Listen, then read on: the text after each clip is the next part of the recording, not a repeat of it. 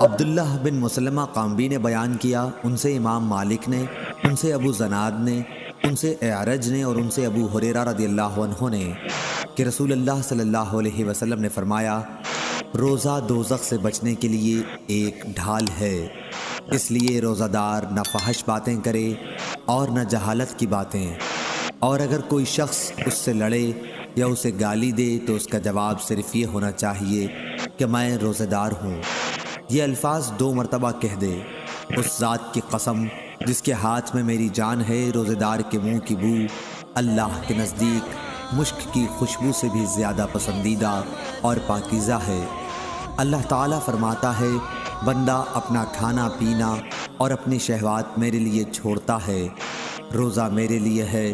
اور میں ہی اس کا بدلہ دوں گا، اور دوسری نیکیوں کا ثواب بھی اصل نیکی کے 10 گنا ہوتا ہے۔